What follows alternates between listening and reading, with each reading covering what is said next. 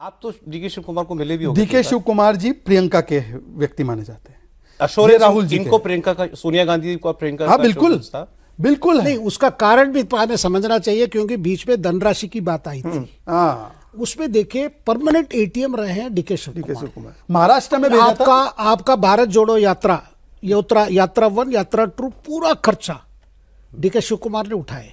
जब भी कांग्रेस पार्टी की कहीं चुनाव लड़ना हो, कुछ करना हो, या परिवार के लिए कोई रिक्वायरमेंट हो, वो डीके शिव कुमार ही प्रोवाइड किए। इसीलिए सोनिया गांधी और प्रियंका गांधी को लग रहा है भाई इसने तो हमारे लिए, हमारे परिवार के लिए, कांग्रेस के लिए इतना किया है, कम से कम इसका अभी जब एश्योरेंस दिए थे इसको करना है। उस पर सिंपत्ति है। सिंपत्ति क्यों है कि भाई इसने तो बहुत किया हमारे लिए। अब मेरा सवाल आपसे ये था, बिकॉज आप डीके शिव कुमार को पर्सनली भी जानते होंगे, जो वो आदमी जेल भी हुआ है, चार्जेस भी थे, जेल में भी रहे आए, दाढ़ी बढ़ा ली थी और सब। क्या डीके शिव कुमार उस किस्म के आदमी हैं कि अब मन में आ गया तो फिर अब मैं पीछे नहीं हटूंगा?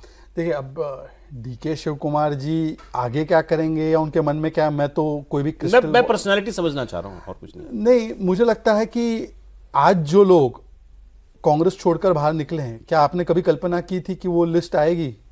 तो कौन क्या आदमी कर सकता है, हम कोई नहीं बता। इन्होंने तो यहां तक स्टेटमेंट दिया है, गांधी परिवार मेरा भगवान है।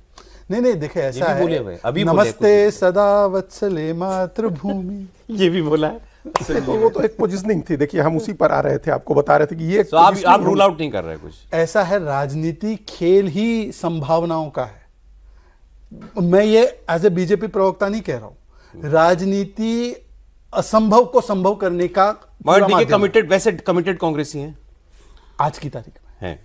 नहीं, ऐसा लगता है कमिटेड कांग्रेसी हैं, लेकिन वो बार बार जो ये सब सिग्नल देते थे, उन्होंने कई बार सिग्नल दिया कि हम 20 नवंबर के बाद कुछ भी करने के लिए तैयार हैं।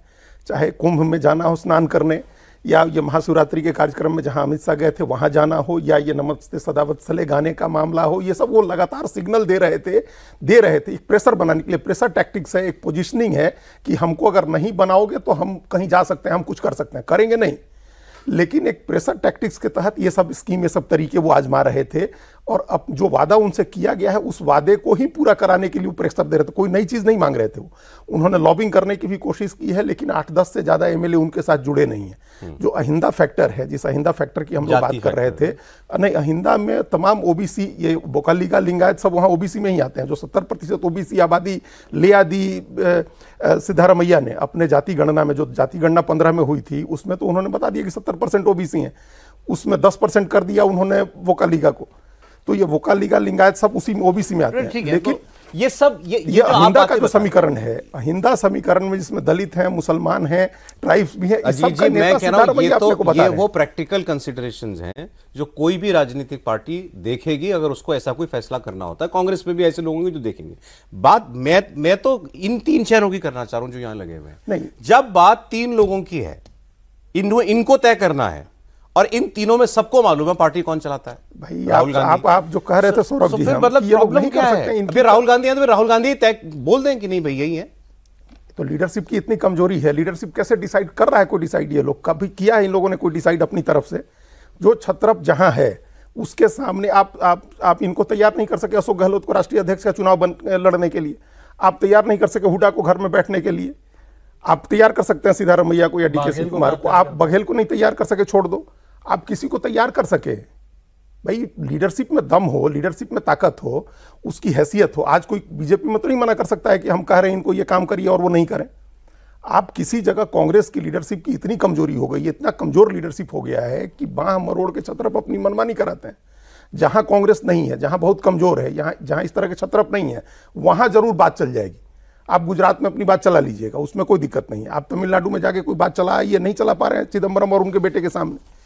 तो जहां भी मजबूत नेता हैं, छत्रप बन गए हैं, वहां आप डिक्टेट नहीं कर सकता है कांग्रेस पार्टी। तो लोग कहने वाले कहते हैं राहुल गांधी बिल्कुल मतलब डिक्टेटोरियल तरीके से पार्टी चलाते हैं। नहीं, दूसरी प्रॉब्लम है, देखिए एमएलए जो हैं 135 एमएलए हैं, ज्यादातर सिद्धरामैया के समर्थक हैं। एक ये फैक्ट है जिसकी वजह से उस समय भी जब 2.5 साल पहले जब ये बात आई, शिव कुमार क्योंकि कांग्रेस अध्यक्ष रहे, पार्टी को लीड किए और सोशल बेस के हिसाब से सिद्धरामैया ने काफी कंट्रीब्यूट किए, तब जब बात आई थी तब एमएलए के बीच में सिद्धरामैया का ज्यादा संख्या आज भी है। इसीलिए देखिए सिद्धरामैया के खास एक जो पूर्व मंत्री राजन्ना, हाँ, राजन्ना का याद होगा जब राहुल गांधी ने पहले बार वोट चोरी की बात की थी प्रेस कॉन्फ्रेंस करके महादेवपुरा का, ये राजन्ना जो मंत्री थे सिद्धरामैया के उसने कह दिया ये तो बकवास है, क्या हम लोग क्या कर रहे थे 24 तो पहली जो डिनाई किया राहुल की वोट चोरी कर्नाटक में वो यही थे। मैं इसलिए वो आज क्या कह रहे हैं, वो कह रहे हैं कि भाई ठीक है शिव कुमार को अगर मुख्यमंत्री बनना है ठीक है, चुनाव कराइए, उसको नेतृत्व दीजिए, अगर वो कांग्रेस जीत जाती है तो बना दीजिए। और ये मंत्री है ना, इसका मतलब मंत्री नहीं हटा दिया राहुल गांधी, आज को हटा दिया। हाँ राहुल गांधी उनको कहा गया, राहुल गांधी ने सिद्धरामैया का हटा दो, ओवरनाइट फोन करके। अच्छा ये भी नहीं कि खड़गे जी के माध्यम से, ये भी नहीं कि सिद्धरामैया जी के माध्यम से, सीधा कम्युनिकेट किया सुरजेवाला जी ने शायद।